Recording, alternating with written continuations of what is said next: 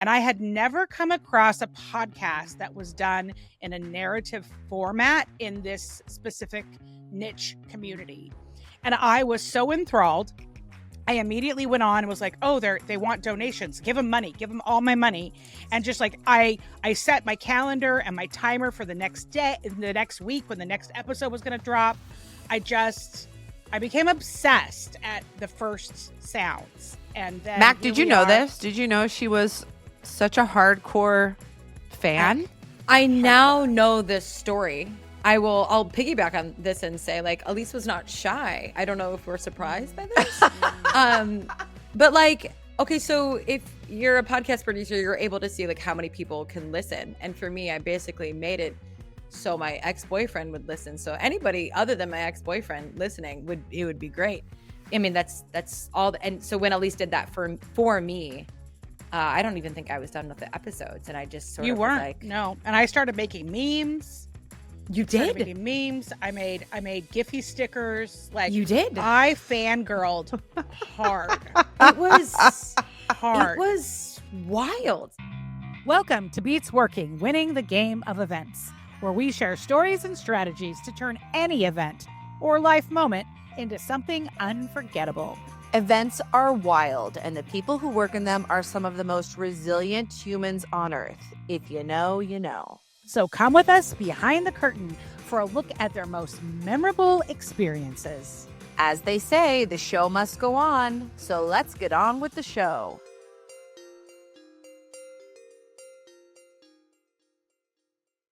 Welcome back to Beats Working, winning the game of events. We have the cream of the crop on our show today. The bee's knees. Mm-hmm. I mean, It's true.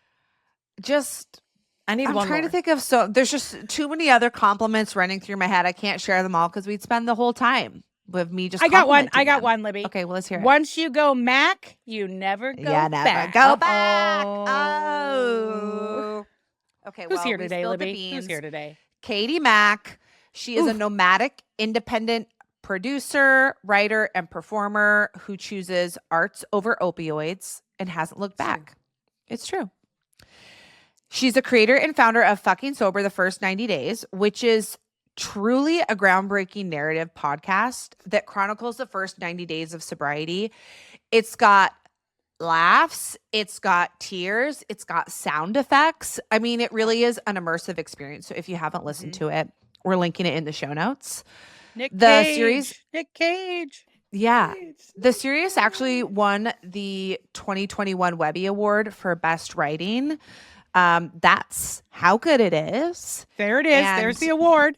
It really resonates because it just is so honest and the storytelling is so creative. You're going to love it. Mack is also the founder and director of Somehow 9 a.m. Productions, which is a company dedicated to fostering artists' first works with fiscal responsibility at its core. This is important because you want those first projects to grow into second ones. And through her work, she's become a master at producing creative theatrical events, building mission-driven teams, and bringing bold, honest stories to life. Katie Mack, thank you for being here. Ladies and gentlemen, Katie Mack. Oh, the crowd goes wild. Katie Mack. Welcome back. Katie Mack. Welcome back, Katie Mack. Okay, I want to jump in right away and just I want to bounce off of you talking about her podcast, Fucking Sober the First 90 Days, because that is how I found Katie Mack and made her become one of my best friends. It was early on in the pandemic, I think it was like coming up on the end of 2020, I think. And she had dropped, it was October, and she had dropped a couple of episodes. And I was, as the founder of the Sober Curator, I curate sober content of all kinds. And I had never come across a podcast that was done in a narrative format in this specific niche community. And I was so enthralled. I immediately went on and was like, oh, they want donations. Give them money. Give them all my money. And just like I set my calendar and my timer for the next day, the next week when the next episode was going to drop. I I became obsessed at the first sounds. And then Mac, here did you we know are. this? Did you know she was such a hardcore fan? I now Hardcore. know this story. I'll piggyback on this and say, like, Elise was not shy. I don't know if we're surprised by this. But like, okay, so if you're a podcast producer, you're able to see like how many people can listen. And for me, I basically made it so my ex-boyfriend would listen. So anybody other than my ex-boyfriend listening would be great. So like you could in the very beginning, now we have something like 700 to 1,500 listeners a week. But like in the very beginning, like I was blown away that like 60 people listened. So like in the very beginning, I would check to see if anyone listened, right? And I was like, oh my God, 60 people listen to this. And in that time is when somebody named Elise Bryson, like, Who is was like that? sent a chunk of money, which was like, again, like incredibly validating, and just wanted to tell me that it was great. And then the biggest thing for me was that you wrote a review. I did. And that like, it sort of like lives in perpetuity, and that like reflected back to me the goals. And like, Elise, you are exactly the person who I hoped would hear it. So I mean, again, like we sort of make stuff with like an avatar or a particular person in mind. And I essentially made mine for past versions of myself, but that's, she can't listen because she's here. So like in real life, like who could listen to this and be and relate in some way, right? It sits in this interesting space of like entertainment and a little bit of like, can you get something from this? Can you learn something from this? Can you just like expand? Because that's what stories do. They live in this space where sort of we get to look at ourselves. And the cool thing about podcasting or listening to a podcast narrative, and the intention of this was for you to sort of be the solo listener. So you're listening by yourself to somebody. So then you can sort of reflect by yourself. So it kind of lives in that, I don't know, like the same space as like a journal, a reflective. Anyway, so the fact that somebody had done this and spent all this time, not just listening, not just dedicating and donating money, and not just reaching out and saying that it was good, but then taking the time to tell other people that it was good or that it had value, was kind of it was for me like one more step outside of my home that made me believe that it was real. So like, it just, again, there's like, I have all these sort of theories about witnesses and audiences and ways in which we feel seen and need to feel seen. And like one of those echelons is sort of like the stranger who can just say like, you have my story, which we get a lot of, which is, I learned that from being in the rooms of AA. So, I mean, that's all. And so when Elise did that for me, I don't even think I was done with the episodes. And I just sort You of was weren't. like, No. And I started making memes. you Started did? making memes. I made Giphy stickers. Like, You did? I fangirled hard. It was Hard. It was wild. It was, I'd never had that experience, and I was a little trepidatious because I was just like, I don't know this person. Who is this crazy person? I didn't feel like you were crazy. I was just like, I don't know why you would want more interaction with me. Kind of, I guess. Like, I mean, sort of, you had done everything I could have asked anyone to do, more than anyone, honestly. And then you wanted to continue to engage. So it was, and also, sort of like, I don't know, it's sort of like a one night stand that turned into a relationship. You know what I'm saying? It's just like that. It's just like that. Well, Seen and we coddled do and heard. we do consider podcasting a different form of an event.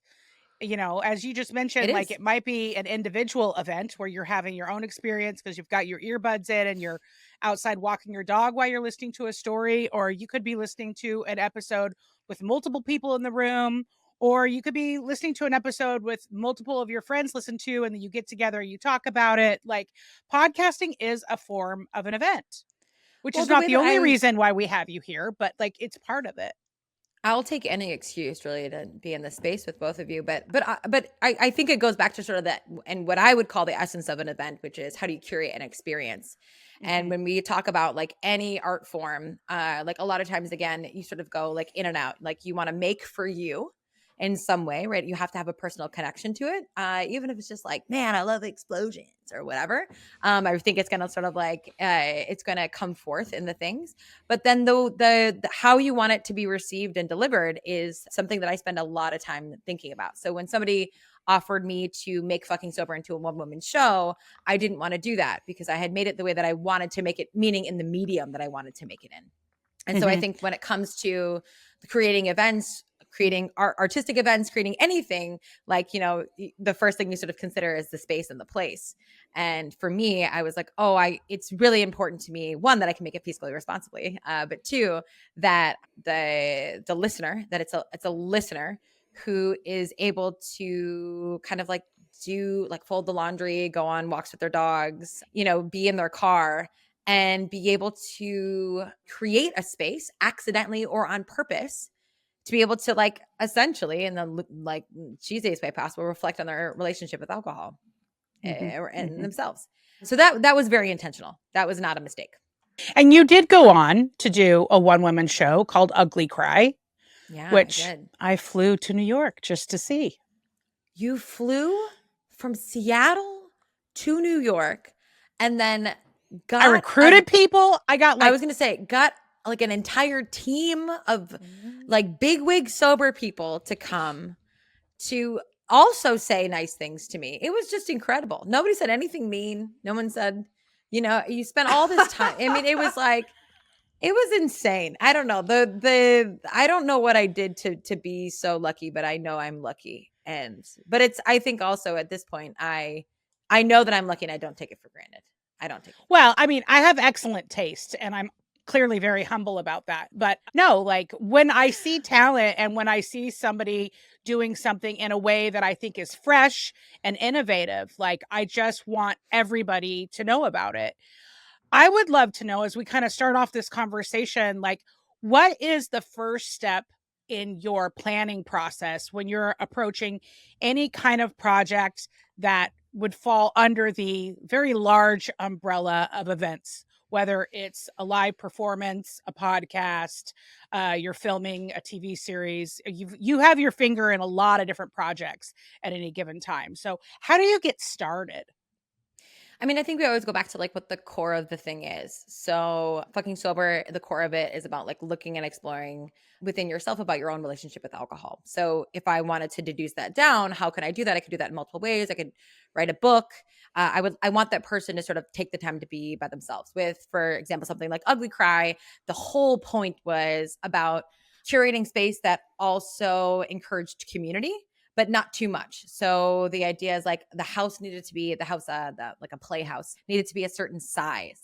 And too big would sort of like dilute the process. Like Broadway, like you can't even have Ugly Cry. Okay. Like it just like doesn't work. For you. Too elite for you. Yeah. It's like the magic gets lost, you know? And so like, again, to think about like what the core is and how I can make the most impact in terms of each audience member. Or, for example, we're curating like a birthday party. It's like, what is overwhelming for that individual? You know, like would that individual find this particular thing exciting, you know, not fun, you know, any sort of time that you go back to the core of the thing. The idea of a birthday is to celebrate that person. So what's the way that I can do that? And how many people does that involve? And what would be unexpected and also exciting and also support sort of, again, the kernel, the nugget, the seed of where this idea comes from. And where the idea comes from is like a sneaking suspicion. It's like a thing that kind of comes within yourself that like this thing is important and it hasn't been done.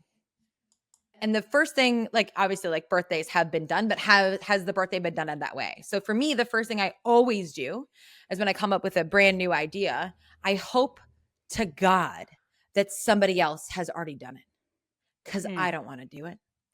I don't want to talk about that's so much work. You don't want to invent the wheel? What are you talking about? When I made Fucking Sober I waited something like 5 years for someone else to make Fucking Sober. Really? You had the idea 5 years before it came out? Really? Because I have been listening to talk radio almost my whole life. Yeah. Sure. That makes sense. And then we started to listen to podcasts on our phones. And then Sober Podcast came out. And I would just listen to two people on an interview, even talk about how hard it was. Oh, God, interviews, like on just a nap time. Good night. Oh, interviews. Lame. And for me, I'm listening to two people have a conversation. And regardless of how much they're talking about how poorly they're doing or how poorly they've been doing, at this point, to be on an interview, you have to be doing some modicum of okay, right? and I hated them. So I wanted to make a podcast about someone who like wasn't doing well but was doing it anyway, and I thought the only way to do that was through storytelling, and so that's the medium in which I had always wanted to do it in some capacity. Can you tell us a little bit more about Ugly Cry? Sure. Because it is such a unique kind of production. I mean, you ran how many miles during each performance? She was on this treadmill for almost the entire performance. I know. And I mean, talking. that's amazing. I mean, that would be like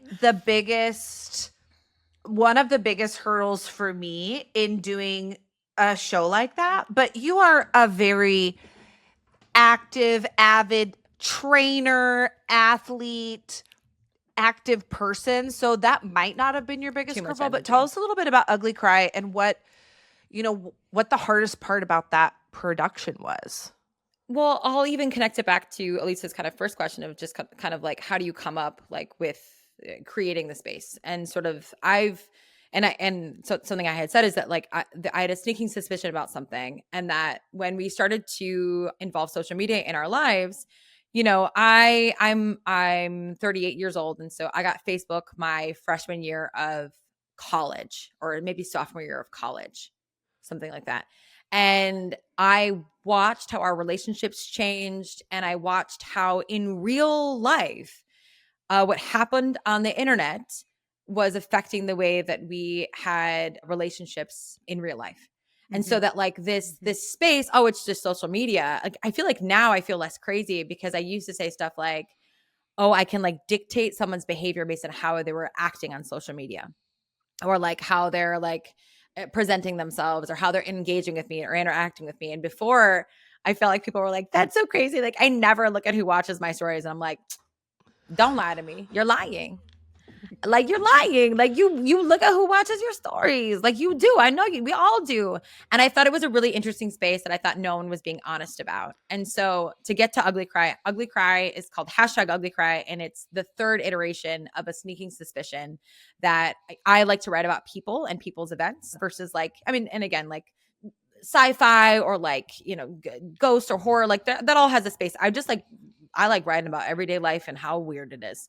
And so I wrote in 2018 or 2017, I wrote something called #NoFilter. It was a 20-minute solo show in which, and here's the second part. There's another sneaking suspicion, which is we were fighting with audience members to turn off their phones in the theater. And I just thought, what if we invited them to bring their phones, keep their phones on? So this combination of the two things, I was like, can we stop fighting about this thing? And it's not because I believe that all theaters should have phones in it. It's just like, what would happen? It's an experiment. And maybe I'll go down in history as the biggest idiot ever. But like, Not. I don't know, let's try. So I invited people to use their phones to explore a relationship. And #NoFilter, I hired 2 actors to make 2 fake Instagram accounts. They posted pictures with each other over the course of 4 months. And then I asked audience members to toggle in between their relationship to talk about how it came together and how it fell apart based on how they liked things. It was like almost like a long run-on sentence where they could go back and forth in between these 2 fake Instagram accounts. Now I'll tell you that my actors ended up falling in love and dating for 5 years. So there's something to that. Match. You're also a matchmaker. Add it Matchmaker to your list. Mack. I'm just saying, like, I'm not just a casting director. Like, I will find you the Not love just a of your pretty life. Like, I got you. Like, I build community and babies. They didn't have any babies. So that led to #breakup content, which is where I live streamed my Instagram. I put it on a projection, and I asked audiences to engage with me while I went through my Instagram and went through I tried to be as honest as possible while I unpacked my relationship. So I sort of like talked about how important it was when my ex wanted to take a photo with me, and me putting it up on the internet made me feel like it was bigger and realer and like more committed than it ever was. And all sort of the likes with it, and the way that it like made me feel like we had sort of crafted something that we hadn't earned. And then all the ways in which I was actually posting for my ex-boyfriend's current girlfriend, like all of the ways in which being seen in this space helped me and hurt me in my real space. Mm-hmm. Yeah. And then at the time, and at least saw invited audiences to interact in the live space and also from home. So this idea that how can you curate maybe a more inclusive space for people who can't make it to the theater and literally have them have the actual intended experience. There are two separate experiences, but the experience was intended to be live streamed. So I would acknowledge the audience at home. I would acknowledge the audience in the seats, and in the same way that you could be on the right side of the stage and left side of the stage, you're having a different experience, but it's the intended audience. It's not being recorded afterwards. So, and then I was very validated. I had a girlfriend who basically said she saw the show and she was in her kitchen in Arkansas and people laughed and she wasn't going to laugh, but she heard other people laugh in the space and it made her laugh out loud, which is the same cathartic sort of like experience that you have when you're sitting in with an audience. And so again, it's not the same, but it lives in this sort of like nuance. So with all of this, I sort of say like, I'm sort of over explaining because all of this just comes from like, I wasn't done with this idea yet that like our phones are like, they're really helping shape us. And I don't say it's a good thing or a bad thing. Like some people like really turn up their nose, like, oh my God, I can't believe you're asking people to bring phones into the theater. And again, it's just sort of like, what would happen if we did? It's just a question.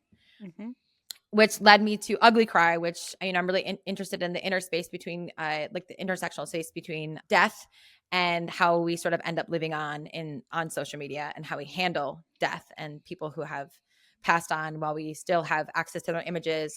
And in the same way that I can fall in love with William Shakespeare by picking up his plays, somebody can go to my dead friend, who the show is about, Eric Anthony's profile, and fall in love with sections of his life because he made them in a very specific time and he wrote them beautifully and he's super fucking cute.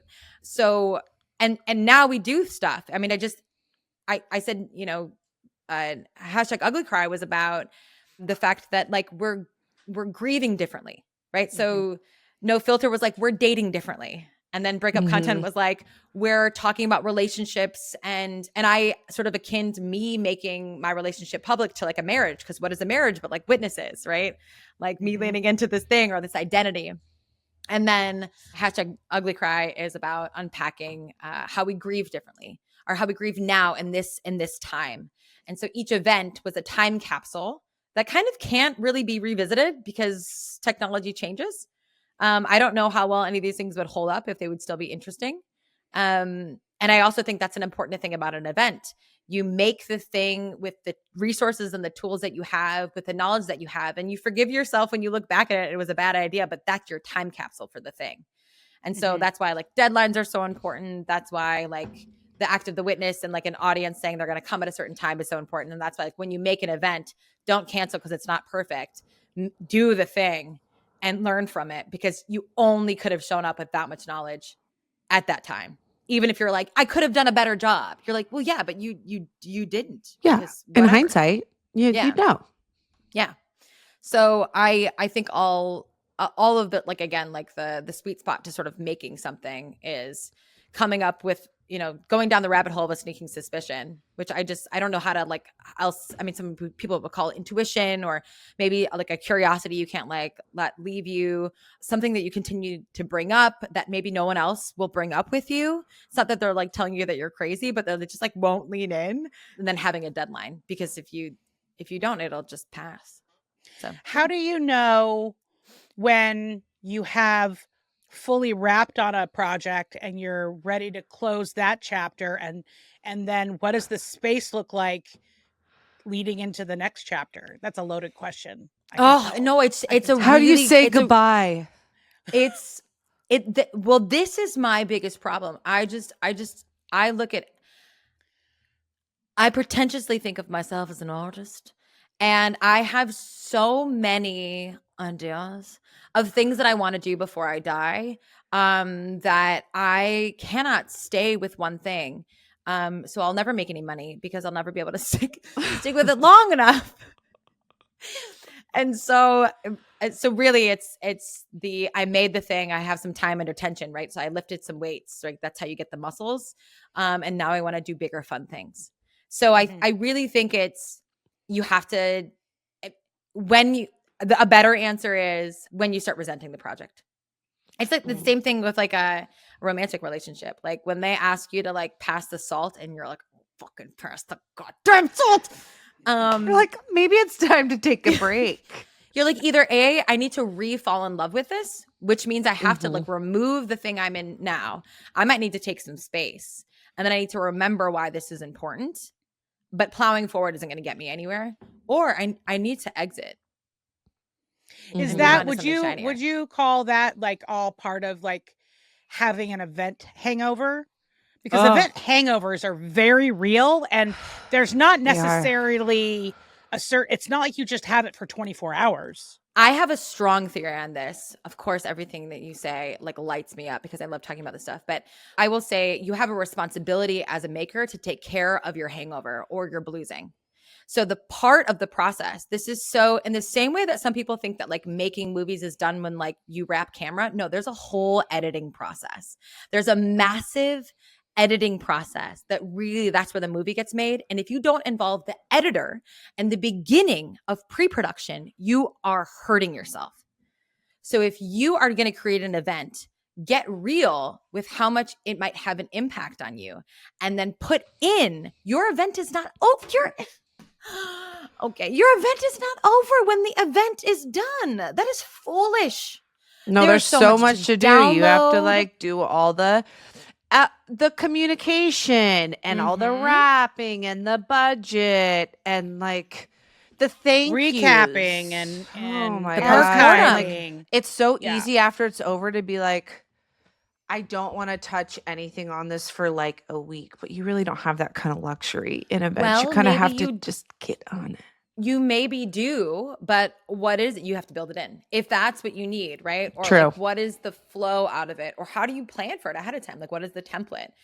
Because again, you have to ask yourself, like, what do I want to get out of this? It can be one of the things, right? Like, you know, do I want to know how much this impacted people? And sometimes giving people a week to reflect on it is good. I will also tell you that to get feedback, it's really hard. Once people leave the theater, it is. You'll never see them like sure is. They're out.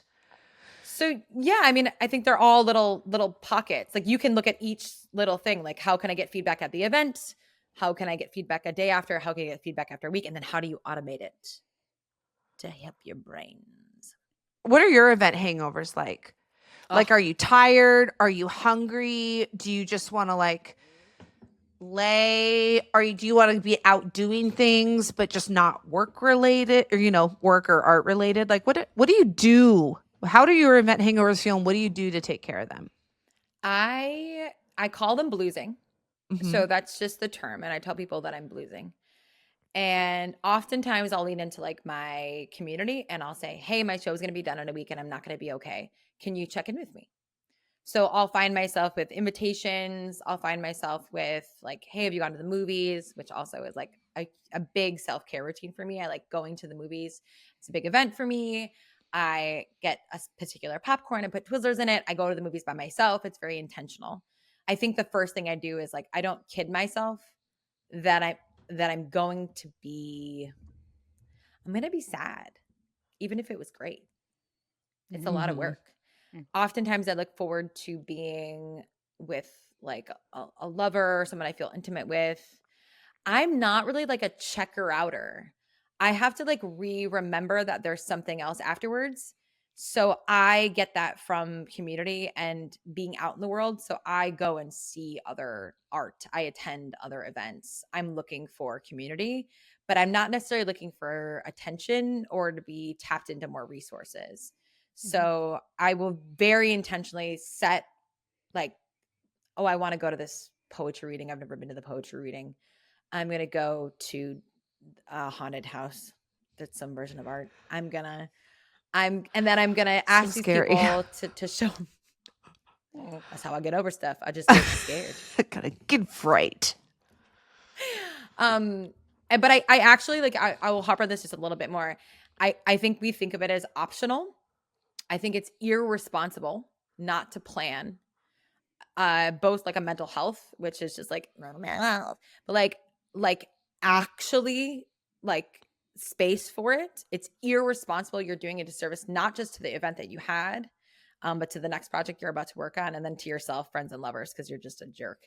And You are a maker. You're an event doer. I'm an arts maker for my life. I want to do this forever. If I start to get nervous because I had a really bad hangover and I didn't give myself the things that I needed, but my next event, that means my nervous system hasn't calmed down and I'm not ready to make that thing. Like you can't make stuff out of like just base fear. I mean, you can, I've done it, but like, it's not fun. And I want to do this for my whole life. I don't suddenly want to be like, you know what? I'm done making stuff. I think I'm going to now, I couldn't even think of anything. I was going to say, I'm going to now knit, which is making something. I couldn't even think of anything. So I'm going to now become part of a phone company. I don't know. I don't even know what that means. Sorry if it's offensive. But and if that were to happen, it would mean that I went way too hard. So I think it's irresponsible to not come up with a post-mortem plan. I think that's a really powerful, I think that's a really powerful statement, theology, whatever you want to call it, because I don't know that everybody does that. And I the power of whether the event was a smashing success or a few things went wrong, which is usually the case, I love a good cry after an event. And it could have been an amazing, like everything was great and it went off like I wanted it to, but I love a good cry after an event because it's just like, it's so cleansing. Yeah. I think the idea of also a cry representing like a goodbye, like there's a little bit of like a baby funeral for the thing that you just worked on because you can't ever do it exactly the same way again. Like every night for a play, you're doing the same play, but it's a new situation, new circumstances. What worked, if you try to recreate the thing that worked the night before, it'll fall flat.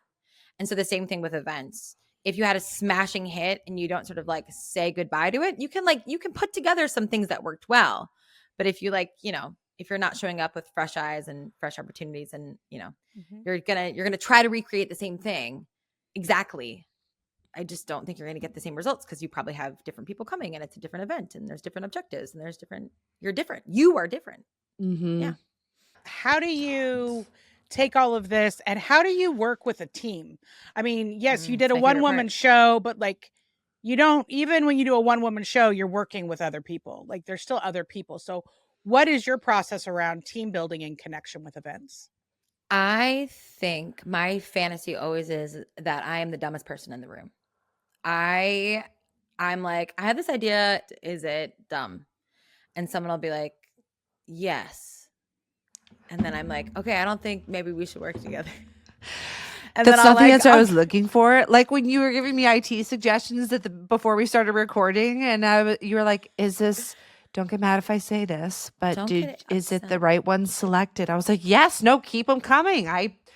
It's not working, so I will take all the suggestions. Is it on?" I kind of feel like creating your team again is part of the process because they're gonna have like hands in all of it. So like, if you want a team where everyone's, I don't know, like joyful and happy because the event is about happiness, you should probably not hire somebody who's just like a grumpy pants. Now, that person who's grumpy pants has value, inherent worth, or perspective, and you should hire them for a different project. We go back to the core of the thing, right? So it gets really like, so here's a perfect example. I didn't know what fucking sober was because I knew I was going to make it by myself. And at least you know this. But I didn't know what it was until I realized, oh, the purpose of this is twofold. It's about both being reflective in your own self and being able to like know that other people can make it through, that other people have done it before you. It's for the newcomer. And so how can I underline that? How can I underline the thesis statement of the project? And so I realized, oh, of course, it was like a light bulb. Every single voiceover and every single piece of music will be from an artist who's in recovery or has some relationship with recovery. And that is top down, non-negotiable. If you don't know anybody or you kind of like think like, I don't know, like sobriety is addiction is a choice, like sobriety is like, you know, you're just kind of like not willpowered. Like, I don't want you on my team. I mean, and that again, like you might be the best podcaster and you might want to work for free and you might want to give me all your time. That's awesome. But like, you don't get it. So you're not at the core of the thing.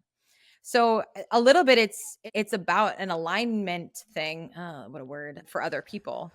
Like I hate that. But it's like I kind of feel like you got to follow your compass. And this has happened to me a number of times where I'm working on a project. I've been gifted this opportunity, but the people at the top who are giving me money are not in alignment with the project. Mm. And I have taken it and I have not ended up in a good headspace. And I've never ended the relationships in those situations. I won't say they all ended. We've ended those relationships. That doesn't have to. I mean, like our time has been done. I mean, it doesn't have to be negative, but it's like, yeah, I don't want to work with that person again. But I knew from the very beginning. So I think what it comes back to clarity, and that clear sentence about what this thing is about. I think, again, just sort of like a mission statement, like you keep looking at it. Does it still hold up? Does it still hold up? Does it still hold up? And then the other thing is like, is the person like faking sincerity, which is like, again, not necessarily for you to judge, because like that can all look in different ways. So you have to be open to your own biases. Like, is that person responding the way I would respond? Or, like, does happiness just sort of look like being early, right? Or whatever, in this example of like creating the happiest team because you're making the happiest event or whatever. Does happiness look like showing up early and maybe not talking, but taking really good notes or whatever? So being able to like look for those things to be able to create your team. Not necessarily someone who looks exactly like you, because now you're just creating other yous. And honestly, there should be no more me's ever. That's why I don't have babies. So yeah, I mean, and seeing what kind of enthusiasm someone brings to the project. If someone is like thoughtful and feels like they can contribute, and kind of like you don't have to push them to be excited, they're the right match. And that it's hard to find the right match. Sometimes you have to sort of compromise because you are also on a deadline. You need to make the thing. And yeah, I would encourage, if you can, not to.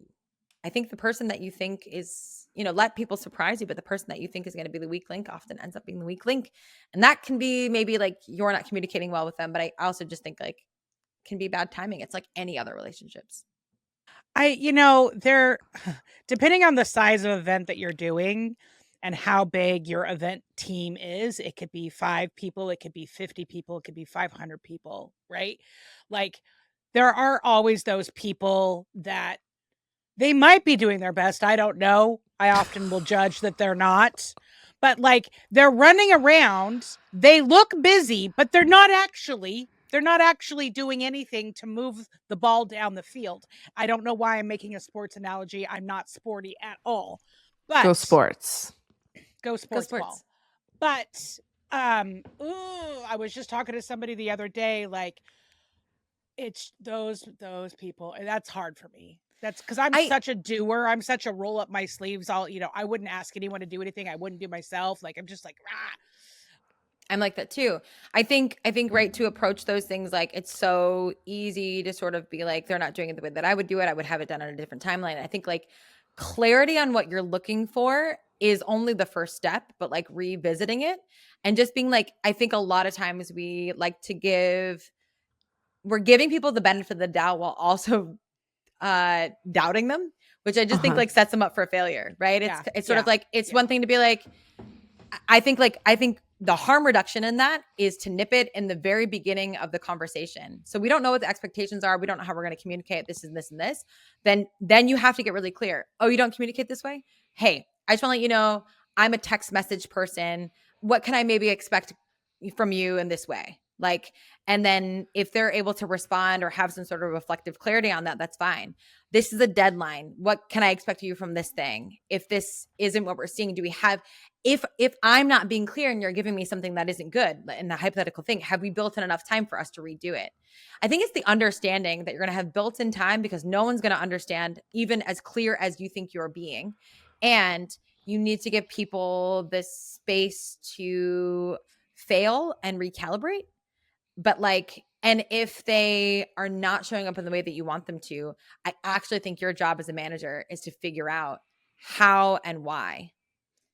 And if it is like they have too much going on at home, then hear it and give them something else to do.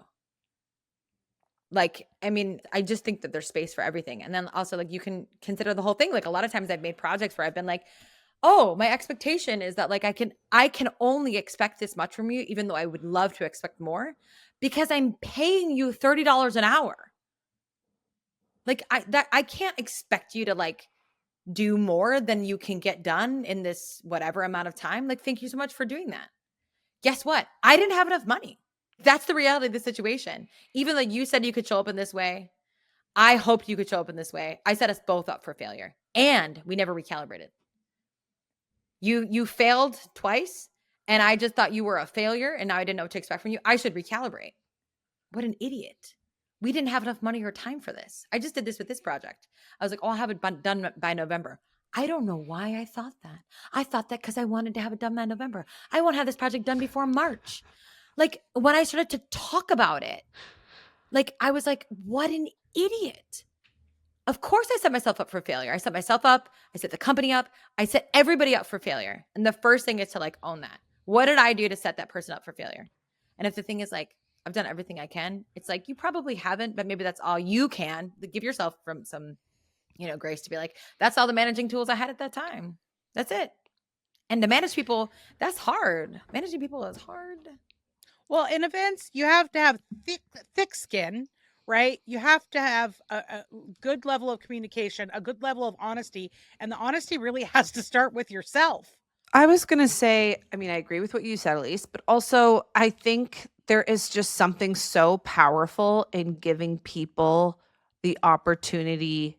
It's something that we emphasize a lot at Work P2P, that if you're failing, that's not a bad thing necessarily. It certainly can be, but you can also learn so much. And like you can't wait for something to be perfect or try to make everything perfect before you do it or while you're doing it. You have to like accept that not everything's going to go the way you want it to, and you can do your very best and make informed decisions and, of course, do all the learning and research you can, but also like you're going to learn more when you do it and don't get it right and figure out what you do need to do to get it right. So I just think that's really powerful. And I never really gave myself or anybody I worked with that kind of grace until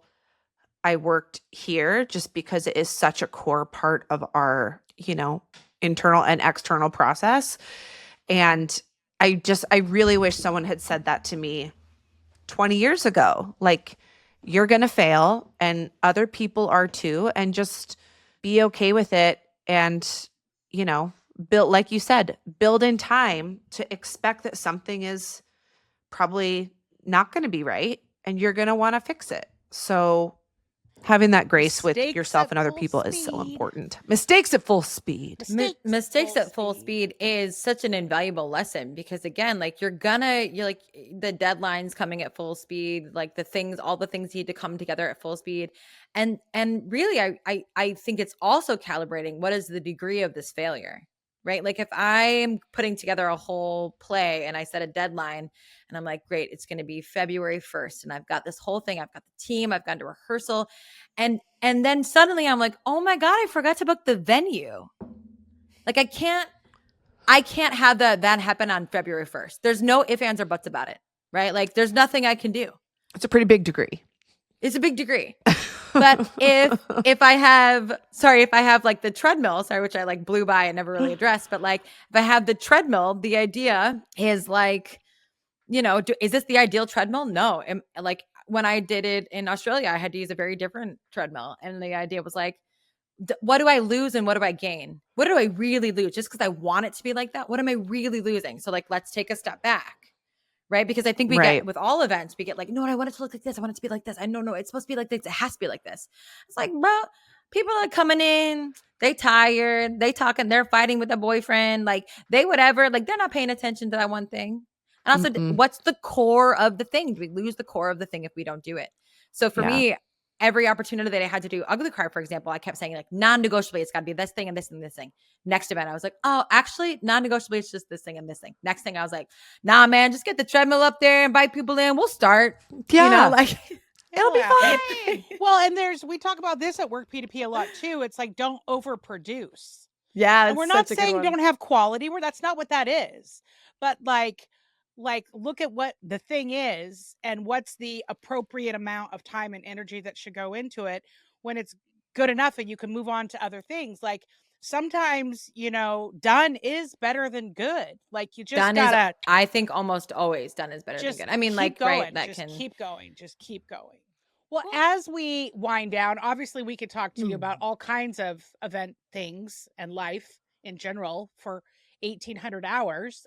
But can you look back in your childhood? Because hindsight being 2020, I know I have my own personal stories where I look back at things that I did as a kid that I look back and I'm like, oh, I was always supposed to grow up and be who I am because I was doing the kinds of things then that I'm still doing now. Putting on shows for my neighborhood. I mean, I made an art sculpture out of ice, and I went around and I sold tickets, and I got someone to sponsor my show, right? Like I was in event production at 7, you guys. Like it was just in there. Like It's in your blood. Do you have stories like that? You have to. My stories, because the core of everything for me is actually I think a lot of things I have a lot of questions about why things are done the way that they're done, and then I just like want a lot of people to hang out with, and I don't like leaving anybody out. So as a kid, I was just like, I had so many friends, just like you showed up, like didn't speak any English, like I made you my friend like immediately. Like I love other people. I think they're fascinating. My mom, we moved from Illinois to Michigan when I was 5. She said the biggest going away party she's ever seen in her life was for me as a 5-year-old. Like there was multiple going away parties. I have no memory of this at all. I love other people, and it probably has a little bit to do with my own mental health stuff. I have borderline personality disorder, and so my sense of self is sort of the core of that, is that you have like a faulty sense of self. And so I was like, I don't know if I like myself, but I know that I like you. And I think because of that, how it's translated is that I just think everyone has inherent value. I just think everyone's so freaking interesting. What I don't have a lot of patience for is when people sort of lose that like authenticity and they sort of again, I hate that word, but they sort of act the way they think they're supposed to act. And so like, it's interesting when something's in alignment with the way that we normally do things. Sure. But also like, I think that we can pick up on when someone is, and I've done it many times, been in spaces, tried to fit in spaces, put on what I call like my goth clothes of like, I'm trying on this new identity and it hits or it doesn't. But I do think that's the core of everything. And I try to create space. I end up creating spaces, again, because I wanted them and I couldn't find them. No one had done them. And I'm pissed off, but now I have to do it. And if I'm going to do it, then I need to be responsible on how I'm going to take care of, or at least try to take care of, the people that I've asked to come to the table. I'm in charge of that. I'm responsible for those people's well-being. I'm responsible for the clarity of them. I have to take that on. This is my idea. Nobody should care about this idea more than me, unfortunately. No one's supposed to. And that is like a hard pill to swallow. Like no one, not my partner, not my best friend, not my parents, not whatever. No one should care about this idea more than me. And I've asked for your time and your attention. And so I might as well, like, it's just sort of ends up being like, how can I get a bunch of people that I like around me to maybe help me come up with this idea? And then how can we play together? That's like really it. I'm a child. Just play dates. I just want to play with you. And I don't want you to feel alone. Like everyone, there's like enough room for all of us to like, we can all play on this thing. Mm-hmm. Oh, this is too small. Let's make something bigger. Well, fundamentally, that's events. Events equal connection. Like full stop. That's it. That's if you don't like people, you probably shouldn't be in the event industry. Like, I don't want to bury the lead here. Like, you do have to be a lover of people and a lover of fostering connections. I think it happens all the time. I think a lot of people who don't like other people are in events. There are a lot of directors who don't like actors. There's a lot of screenwriters who don't like making movies, right? Like, which actually you can do differently. But like there are these things that I think that don't make sense. And I think some of it is accolades. And I think you could find the same thing, but in a different realm, you know? I think it's way more fun to show up to an event and like people. It's Mhm. just way more fun, baseline. Mhm. Like, Yeah, what yeah, is yeah. more fun? Well, true. Katie Mack, you have been a surprise and delight. I had no doubt that we would have so much fun with this conversation. Can you let our many, many, many, many, many listeners There's know, so many of them. Oh, so many of them, I almost where need two can say hands hi. to can count them. find you? But be careful because we it could, you know, our fan base could take your websites and social media platforms down because the hive is so big. But where can they Get find ready you? for a crash. Mhm. I'm just hearing like a lot of sexy things happening here, by the way. You can, and not only, like, I would love for people to find me. I would love for someone to say, I have an idea and I need a community, because like in the same way that like people have shown up for me, I love showing up for people in that way. I think there's nothing more difficult than having an idea and not figuring out how to express it, how to birth it. I think there is nothing more painful than that. Fight me. So yeah, if you have an idea and you're sick of talking to your lover about it and they're about to break up with you, call me. My cell phone number is, no, you can find me at Mackers, Mackers NYC. That's on Instagram. Fucking Sober Podcast, FCKING90_podcast. And then www.mackstage.com, MACKSTAGE.com. And if you message me, I will message you back, because I'm like, She will. I can attest to that. She will, I can people. attest to She that. will. She I'm will. blown And away. You too can Yep. become best friends with Katie Mack. it's possible. Elise might be It the is. only one that it's worked with, but 1 in a million. Well, you know.